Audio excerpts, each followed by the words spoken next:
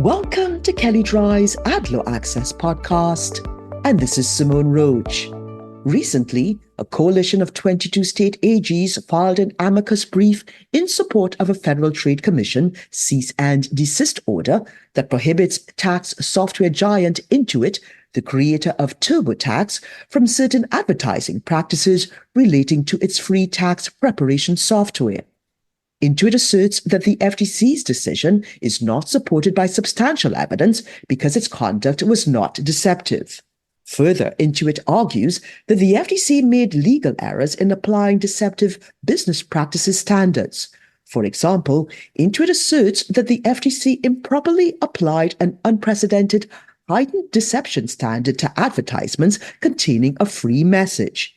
In addition, since Intuit reached a prior multistate settlement, Intuit argues that the FTC order should be overturned. In 2022, a coalition of 50 states and the District of Columbia secured $141 million from Intuit as part of a settlement that resolved state investigations into claims that Intuit deceptively marketed and advertised TurboTax. In the brief, state AGs contend that the U.S. Court of Appeals for the Fifth Circuit should reject Intuit's appeal of the FTC's order because the states contend concurrent enforcement by the FTC and state governments is a common, widely accepted practice that does not undermine the validity of the FTC order. State AGs contend that the FTC's order is not duplicative of the previous multi-state settlement. For example, the FTC order prohibits Intuit from engaging in a wide range of misleading practices beyond the previous settlement's specific and enumerated prohibitions. Further, the FTC order requires Intuit to use specific language in advertisements claimed to ensure consumers are adequately informed that free service is available only for a limited group of taxpayers going beyond the state's settlement. In terms of compliance duration, the FTC order requires 20 years, whereas the previous settlement required 10 years. And even if similarities are present with the previous settlement, state AGs argue that concurrent enforcement by the federal and state governments is a long-standing practice that is well supported by principles of dual sovereignty that have complementary enforcement mechanisms. The states support FTC's application of net impression standard. According to the state AG's own enforcement experience, the FTC's order is consistent with long-standing principles of both state and federal consumer protection law.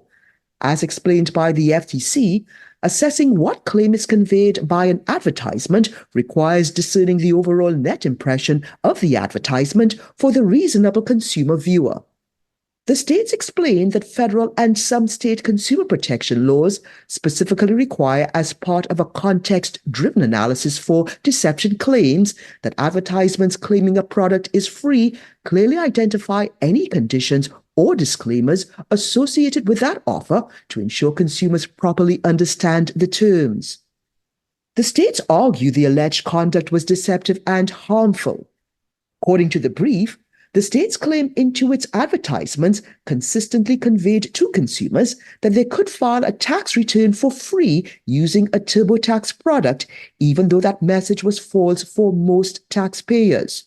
They also argued that Intuit conducted search engine manipulation to promote its commercial TurboTax products while steering consumers away from a different TurboTax product that was entirely free for many consumers at or below a certain income threshold.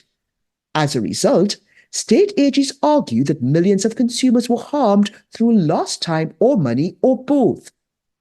State AGs and the FTC have a long history of working together in their missions to protect consumers, whether it be through support by way of an amicus brief, coordinating on enforcement actions, or providing consumer education. Businesses should be aware of this relationship and recognize that action by one may not preclude other investigation or enforcement activity by others. This productive collaboration extends even where the states have already obtained relief against a defendant, for example, Intuit, indicative of the state's willingness to opine and support additional FTC enforcement even after they have already settled their claims. And if you'd like more information on what you've heard on this topic, please contact either Paul Singer, Abigail Stemson, Beth Chun, or Ali Albazars, and you can find their contact details in the show notes. And also, please see our Advertising and Privacy Law Resource Center available at kellydry.com.